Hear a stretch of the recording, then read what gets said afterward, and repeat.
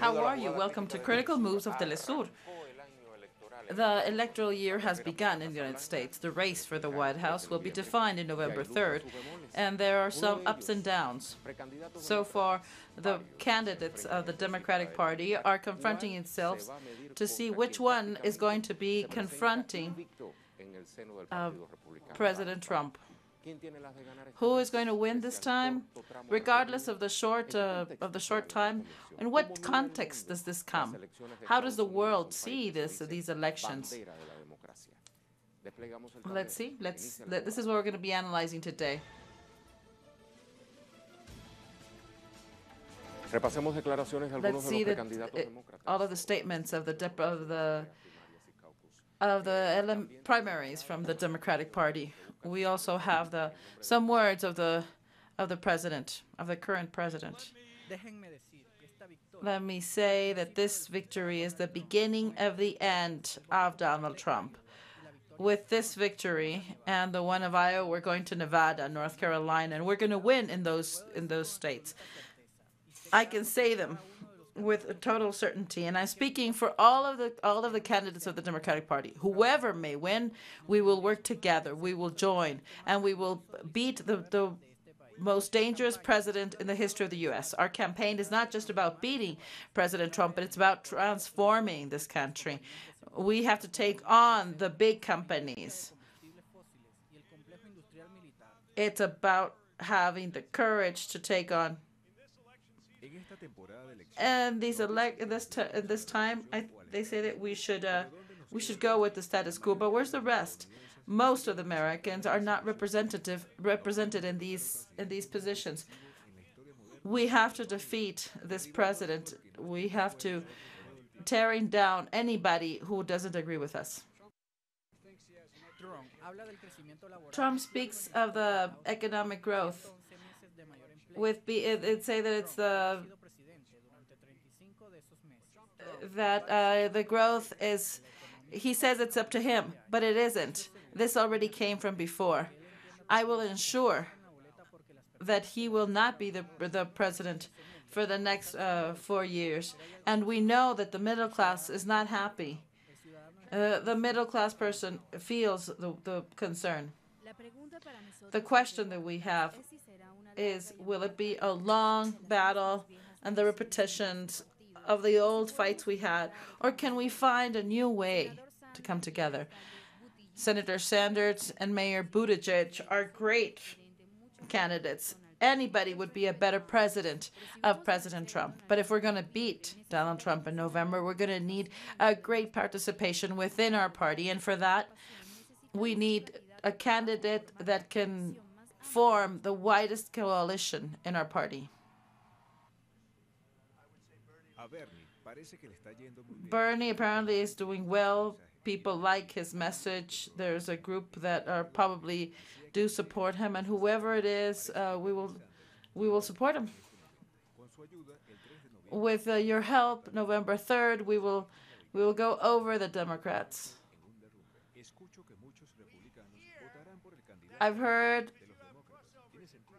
that there are many who are we're trying to find out who's the weakest candidate.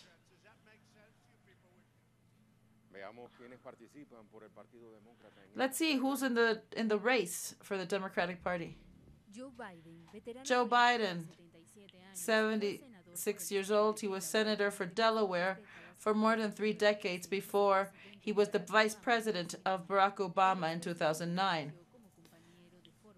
The president chose him as his partner because he had a working class background.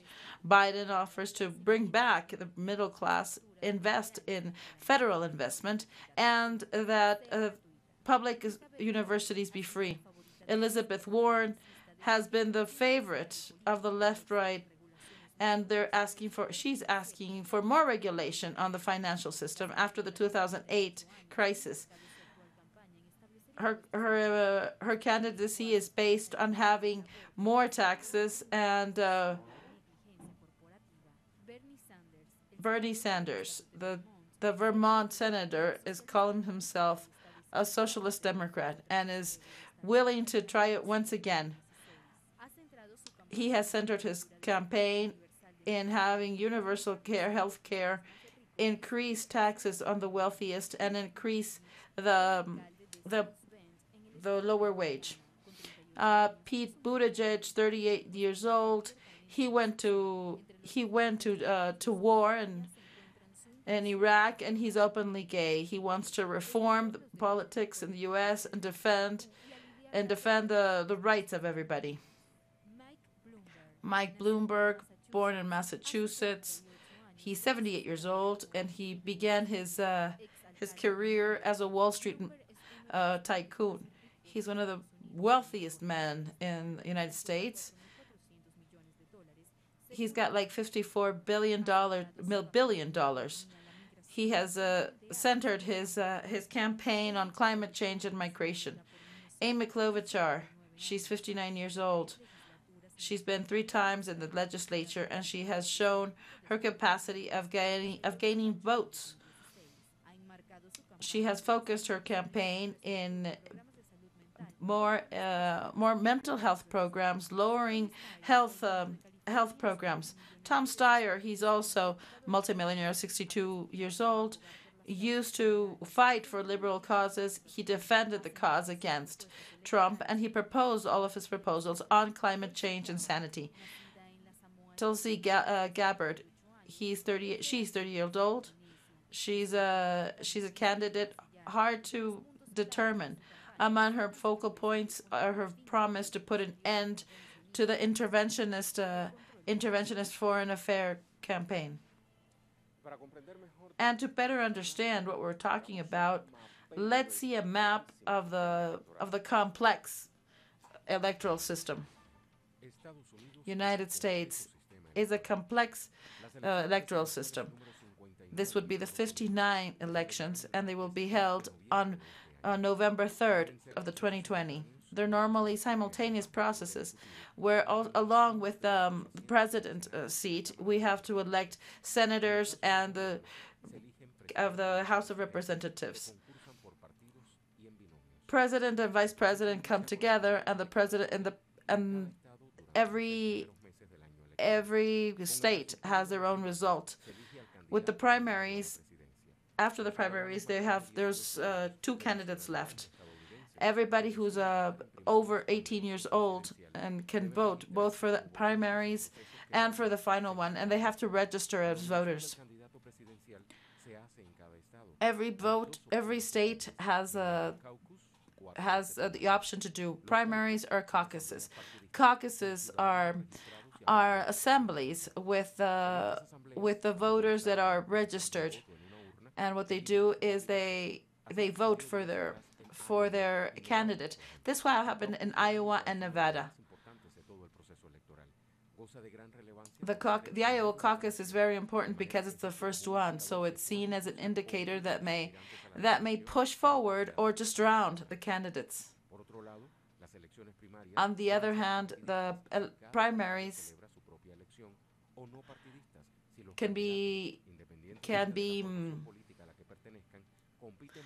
they compete to be the dominated. This is the case of California or the state of Washington. It's an indirect system because the candidates, it's not one person, one vote, but they vote for a member, and these people have all of these votes, and then they give them. The number is 538.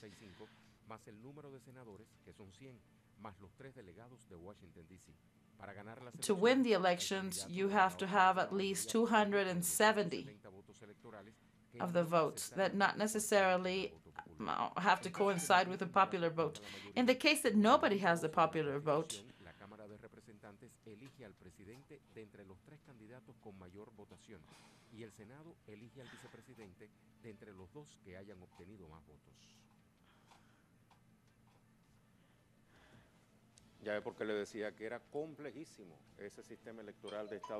the complex system is, let's check what they say. Let's say, for example, Filo.news. It says U.S. elections, Trump and Bloomberg insult via Twitter. Trump, once again, is picking on somebody, and this time he did it against Blind Burbrook. And when Mike Bloomberg answered saying that he was nothing more than a clown, Mike Bloomberg, Mini Mike Bloomberg, is a loser. He has money, but he has no presence. He reminds me of a version of Jeb Bush. This is what, and Jeb has more political skill and treated the black community much better than Mini Mike. However, one of the richest men in the world answered in the same Twitter saying, "We know many people in the same circles in New York. They laugh at you at your back and they call you a clown fare. They know that you inherited your fortune and that you did away with it all. I have the resources to beat you and I will." This exchange was done after Bloomberg had spent much more than anybody else in commercials. The second website we see is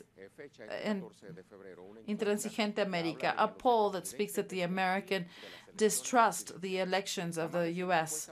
The most recent polls determined that the Americans' distrust of the integrity of the U.S. elections, precisely because of what we had said before, because of money. The result was done by Gallup, and they speak of the lack of trust of the people. According to this poll, 63% say that they don't trust in the honesty of the elections. This is known that it's part of a worldwide poll, Gallup, that they ask all around the world the same question, with only 40% of the American trusting in the elections. United States was located at the end of all of the countries that were polled. They were only above Turkey 39, Lithuania 37, Chile 31, Mexico 30. Gallup did not ask about your political party, but the lack of the trust is larger when they're democratic.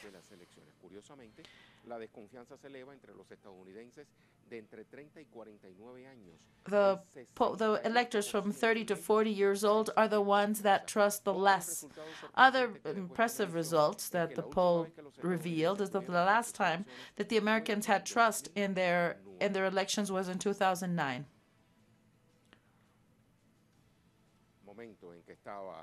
This was when Barack Obama was in the race. Now let me suggest that you read an article that was particuled by rebellion.org called "Elections in the U.S. Political Culture or Culture of the Money." This was written by Arnold Arnest. What are the characteristics that we should know about this political system? Well, the money, the more amount you have, it'll be much more important. Up until March of 2016, the news media, especially CNN in English, under the pretext of holding interviews and debates, they had already sold a lot of time on air. This meant more free time than anybody else. At the end of the campaign to win the elections of 2016, the corporate news media had already given $5 billion in free visibility to Trump. In this moment, it was impossible to see CNN in English without listening to the name of Trump. Two, the bi-party system is in the conscience of the American people. The fetishism is a distinctive characteristic of the American people. We're overwhelmed by a permanent campaign of a virtual nature. Four, in the powerful role of the news media is they can be total poison. For example, you can see how the progressive movements of the United States are taken over and pushed to a cul-de-sac. For example, the Parkland tragedy, the students inspired the majority of the Americans to demand actions in gun control. However, even when this problem was real, this was taken over towards any political party. After Second World War, the massacres at the home are linked to the United States. Mass murders are 35% are veterans of war. There's racism against Black and Indigenous people, and this indicates that in the United States, the state still has some reflections against the Indigenous and the Black people. Sixth, the Black people are always the vanguard of the opposition to confront the status quo of the politics as a necessary and inevitable consequence of his historical background. However, you never know when you see and you hear most of the analysts, even those who say that they are progressive. Their own movement is weakened and limited by the Democratic Party, and they want to have a small portion of the American people in their ranks, just like they do with other movements. This way, this is an essential part of the political rounds.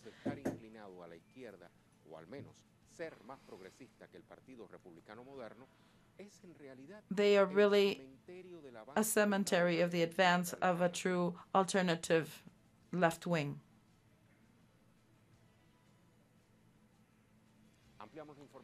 Let's expand the information. We're going to hear our correspondent from Washington, D.C., Jorge Gestoso. Jorge.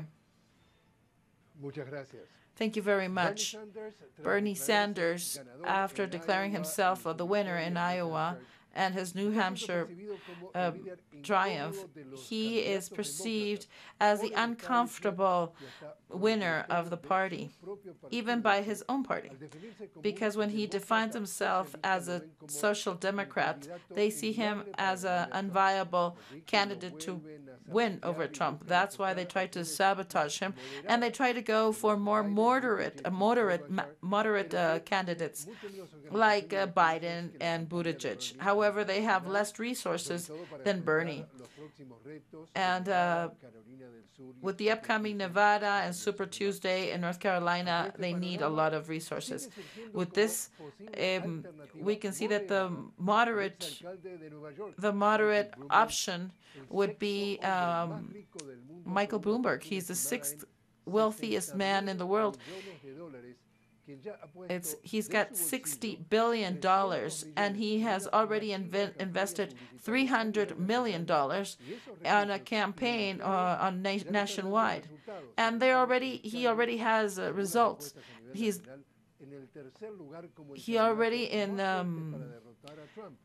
He is seen as the most likely candidate to defeat Trump. The Republicans see that he might be the only option that is viable. Thank you very much, Jorge. Let's go. Before our pause, let me invite you to participate in our question of the day.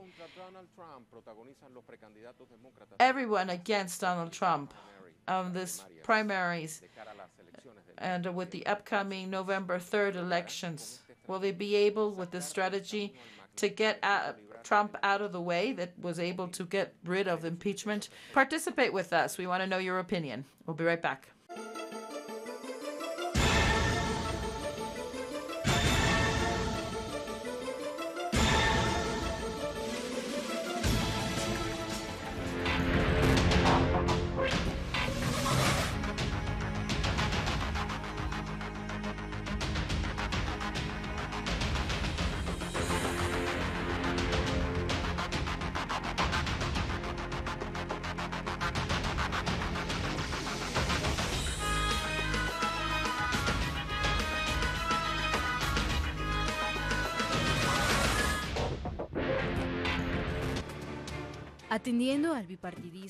With the bipartisanship in the United States in the race towards the Washington White House, there are 8 candidates that are after the nomination to confront Trump in November 3rd, according to the calendar. The first caucus was in New Hampshire and Iowa caucus. This way, the senator of Vermont is the favorite at the beginning of the race.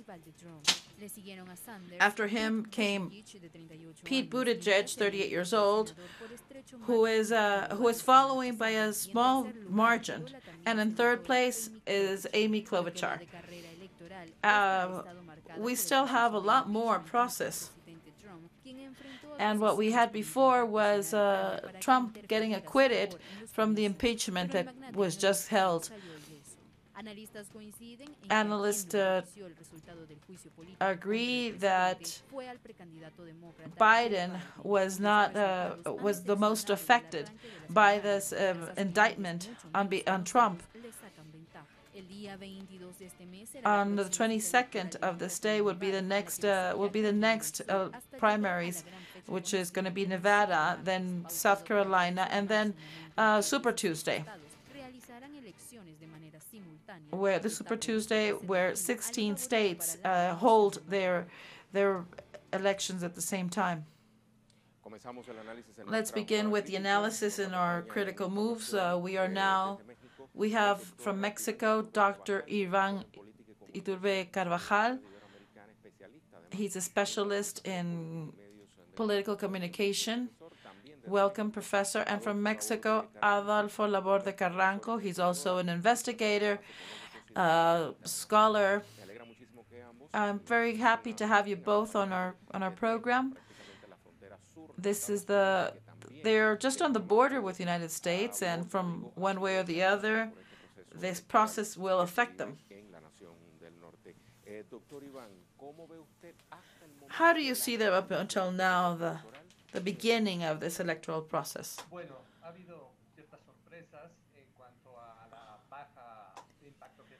There has been a decrease of the support of President Biden and the results in the Iowa caucus and the primaries in New Hampshire. The impact is less, so there has been some.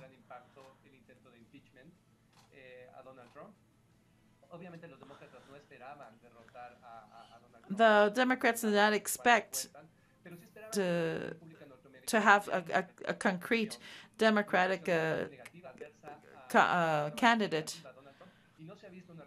But there has not been a real negative reaction against the president after the impeachment. The accusations were not new, and the fact that he had pressured the Ukrainian president and everything that was revealed during the process, but this had caused no impression. And now we see that the Democrats are finding it hard to find a good candidate. So this is our scenario. We have to.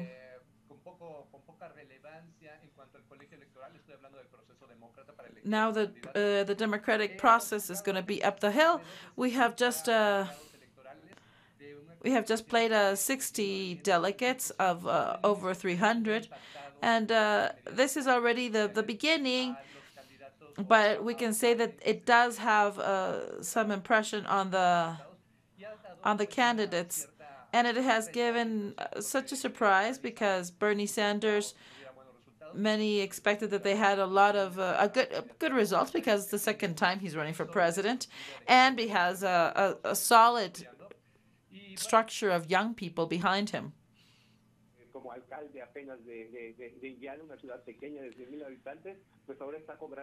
And now the mayor, he has a great impression now, and this might be a change in the scenario as far as we know it. Thank you, Doctor. Please stay with us on the line. Let's call Professor Laborde. Professor, how is this process standing the current president after he has beat the impeachment?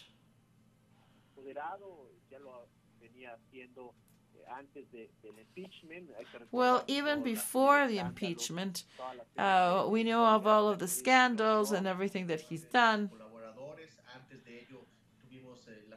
Before that, we had this the Russian scandal, but that didn't prosper. This is going to be a long road ahead, and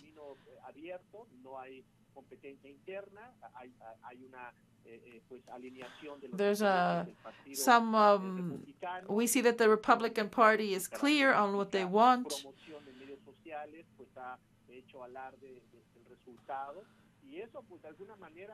And this, in a way, doesn't guarantee the triumph, but he will have to confront.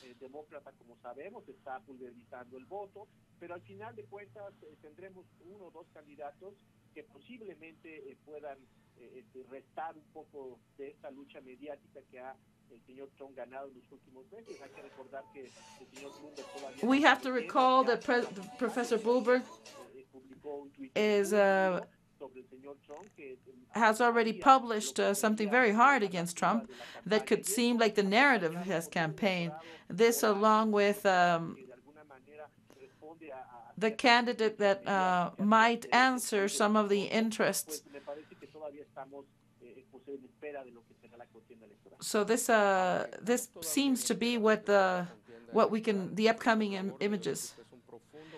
Professor Laborde, I know that you're a profound connoisseur of everything that has to do with the American politics. So what do you think we can see that's going to be upcoming? Who can reach the final line in the Democratic race? Bernie Sanders, Bloomberg, as you said, Buttigieg. Well, I would limit this to saying that Sanders has a good opportunity because he has a lot of background in this. But the United States is not like the other countries where you give finance to political parties.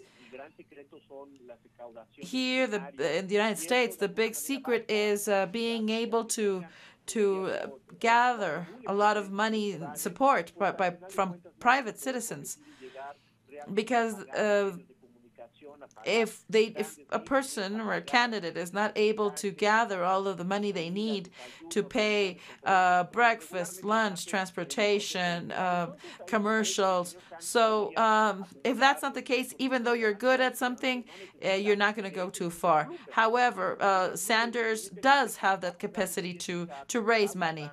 Then we have candidate Bloomberg, because he doesn't need to raise any money. He has it on his own. That is going to give him some advantage. Dr. Ivan, what do you think of the strategy that the candidates of the Democratic Party have began with, taking everything against Trump? Well, unfortunately, I think that they have not learned their lesson. The Democratic Party, you have the right wing and the left wing, and who wins depends if the Democratic Party goes together and united. If what happens, like what happened 40 years ago, where the people who supported Bernie Sanders were totally disappointed when he wasn't the candidate and didn't participate and help and support the Democratic candidate, then the story might repeat itself. However, apparently they have not learned their lesson yet. But we still have to see the rest of the primaries. We've just had two so far, so let's see what happens. So speaking of Michael Bloomberg, they say that whatever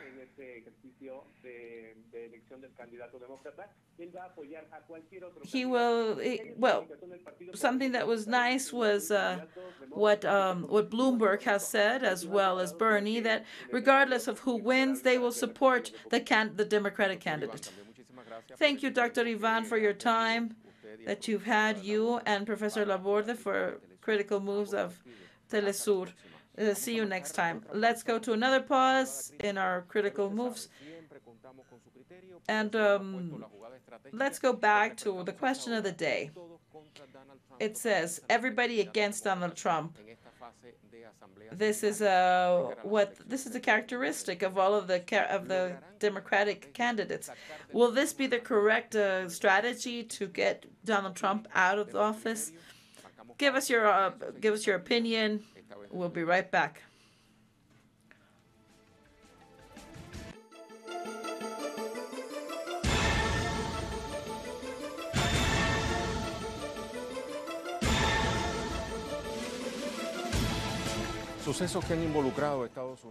Things that have happened in the last 4 years have marked this electoral process in the American country. Let's go over some of them. Once again, the ghost of the Russian interference invades the electoral process. In the upcoming elections of November 3rd, President Donald Trump was accused of judicial interference in favor of Roger Stone after asking for a reduction of his sentence. This concerned the 4 prosecutors who even withdrew from these cases. Roger Stone was found guilty in the Russian interference in the 2016 elections. In this context, the President Trump presented the agreement of the century. This was going to be totally offensive towards Palestine. With this pact that was rejected by the international community and the Arab world particularly, there would be a dismantling of the current invasions. This agreement also recognized the capital as Jerusalem. This also, another event was the increase in tensions with Iran after the assassination of General Soleimani. This could have consequences that are unknown yet. In a year where Trump is seeking for the re-election, the signing of an agreement between China and the United States is trying to reduce all of the tensions there. However, China is now fighting against coronavirus that causes economic loss, and also brings a boycott on everything that comes from China. The U.S. Politicians of the U.S. have connected several of these points. Many things have been said about the TEMEC and the aggressions against Cuba. That is a consequence of the blockade, the siege on Venezuela, and the differences with the European Union. And in this part of the analysis, I want to speak with Gabriel Aguirre. He's a secretary of the Committee of the Fight for Peace. How are you, Gabriel? So now we're analyzing the geopolitics of the U.S. process that had just begun. Well, in fact, we are in a new electoral campaign that, in a particular opinion, marks what has been the imperialist politics of the last years. What we've seen in the last year is an aggression against Iran, Korea, Venezuela, Cuba, Syria, all of those countries that defend their independence, their sovereignty, and their self-determination. Of course, electoral campaign that marks a precedent that's very interesting because it is carried out in the context of an impeachment against Donald Trump. This impeachment, well, he was able to get free from that. Well, we all knew that was going to happen because he had the majority in the Senate, and it was impossible to advance in a political impeachment.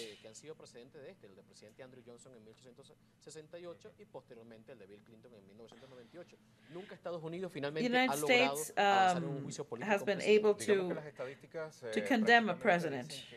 presidente tiene más las de vencer un impeachment que de someterse a él. The chances say the structure, the possibilities of the structure of the U.S. politics makes it impossible that whoever controls the House will proceed with the impeachment, and in this case, the Republicans lead this House. So it is. This is more of the same thing. This also connects with another idea. Many analysts have said that this could be possible because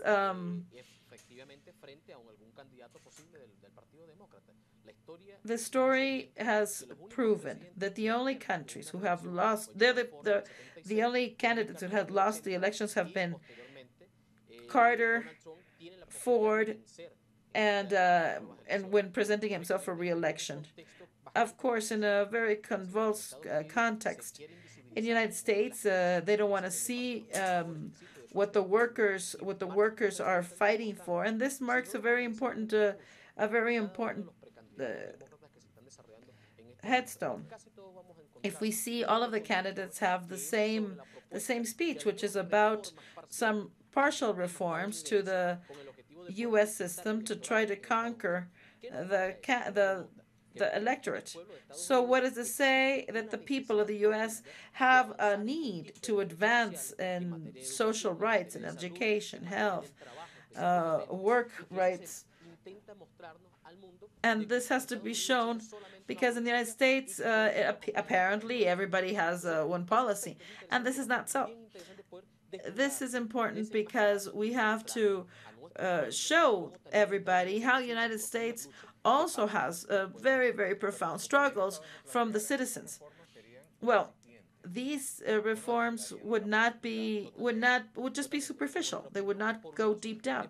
Well, yeah, to begin with, in the United States, who directs the politics is not the parties or the candidates or it's the corporations. So it can be that a candidate might win.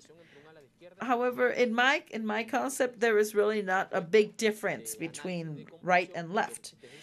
What there is there's a reform party, a reform sector, and an establishment party. Well, there might be moderate and partial reforms, but they're going to be small reforms, but always within the framework that they have. Of course, it's important to check all of the statements of the candidates, and we should see what are the conquests that could go forward. But basically, the corporations of the United States makes it impossible that the policies of this country might change to the other countries. We can see this, for example, with Venezuela. We can see this clearly.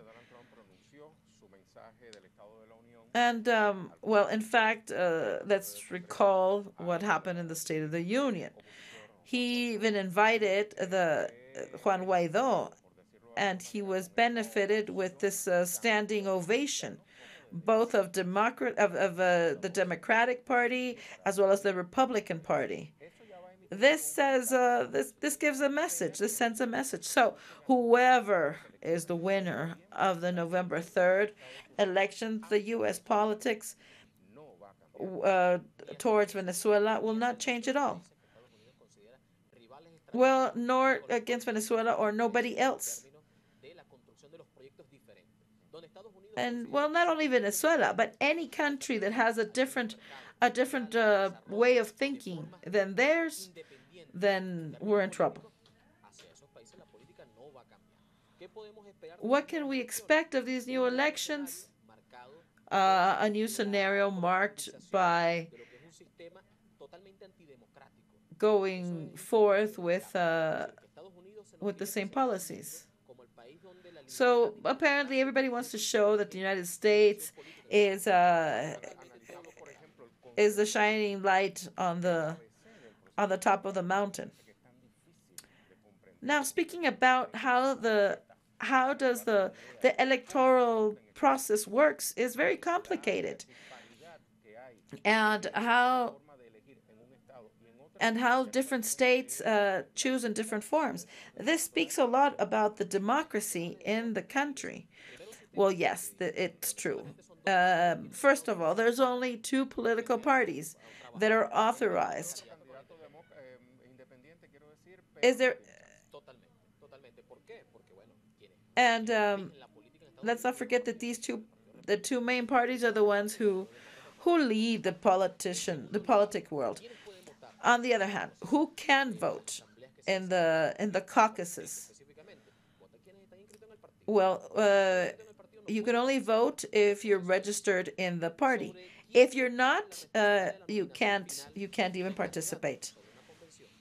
And at the end, there's a convention of delegates where you give your vote to somebody. This is what happened with what used to happen here in Venezuela. Historically, this was an 18th century process when the United States had their independence fight. They tried to find the representation of all of the 50 states, and they wanted a balance, which of course does not exist now.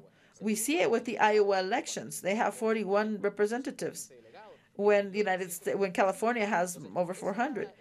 So this balance between the state doesn't really exist. And then who is going to elect the president has a totally different process. And let's not forget what happened in 2016. Donald Trump lost the popular vote, but the Electoral College gave him the triumph.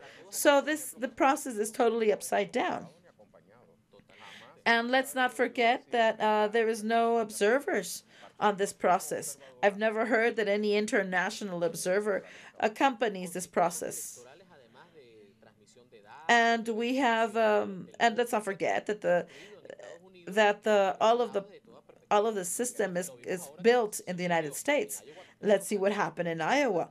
All of the Democratic Party was questioning the app that was used to count the votes. So here you see the irony and cynicism of how the United States wants to teach us how to listen to the popular will when their own political system, when their own electoral system is not expressed.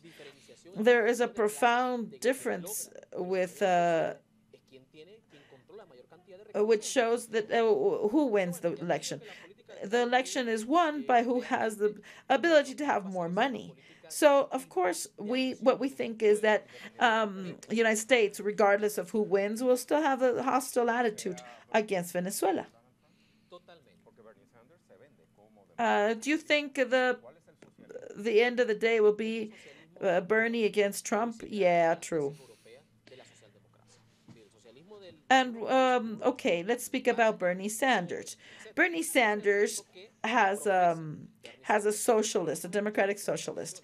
This is more like what we have in Europe. This is the system that he wants to impose. Now, about Venezuela, Bernie said when there was this assault on the embassy of Venezuela in Washington,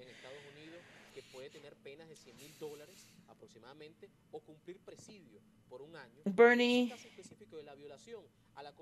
said that there was this violation. Well, let's not forget that there was a violation of the Vienna Convention, and the people who were inside the embassy. However, the position of the Democratic Party, Buttigieg, and all of the people that were there in these elections was a defense of what the United States did, of intervention in the territorial space of Venezuela. So what we see is that they're totally on the same block. If there's something that unifies the opposition and the government, is foreign policy. When we're speaking about the internal politics, then they have different opinions. But when it comes to foreign affairs, they all have the same optics on it.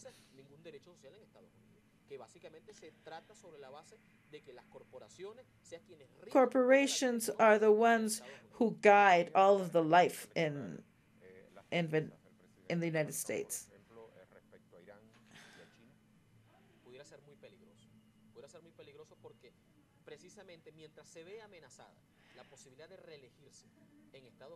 if there's a possibility of Trump being reelected, then the Republican Party will try to unify the American people internally to try to attain the reelection. So the scenario of the elections gives us the head up of having more defense of our interests, of our sovereignty and our independence. Why? Because we're going to find a fundamental enemy that will try to keep on damaging our process, not only in Latin America, but in the world. We saw it in the case of North Korea, when there was trying to get close to Kim Jong-un, when the real thing was that they were just trying to gain time. Well, let's not forget about the world events. Where is this dialogue between North Korea and the U.S.? Well, it's totally paralyzed right now. From the standpoint of North Korea, there is a great disappointment for what they tried to advance. Everybody knew that the aspiration, the expectation of North Korea and the reunification of the peninsula has been something that everybody wants.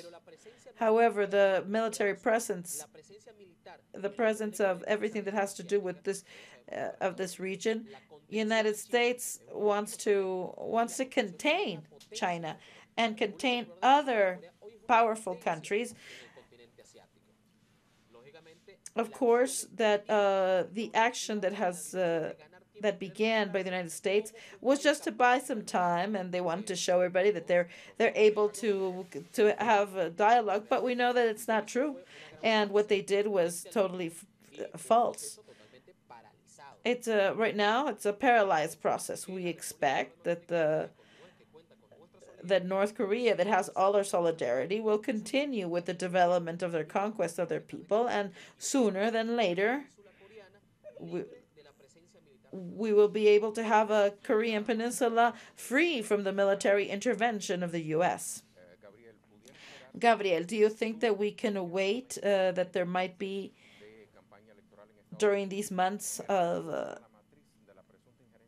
that the Russian interference might appear once again? Well, we all know that Russia and China are always going to be present in the internal debates. So this will be no exception. We have to see how these new elections are upcoming and how November 3rd turns out. But the presence of the Russian interference and Chinese interference and of other actors. This is of Cuba, Venezuela, Iran. All of this will be debated and during the whole process. Gabriel, thank you very much for coming to Telesur and reflect on this complex panorama. Let's go to our conclusions.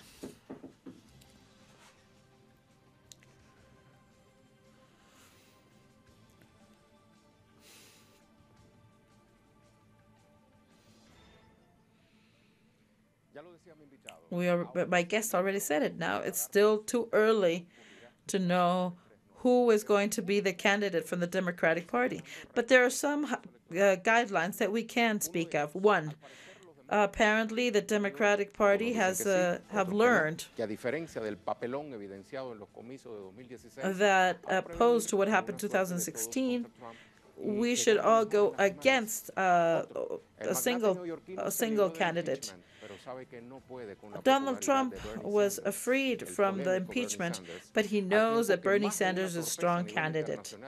And two, he has an awful international presence. Three, although everything is possible in a country where the lobby and money defines who is going to be the president, the sure thing is that who knows? That's all for today.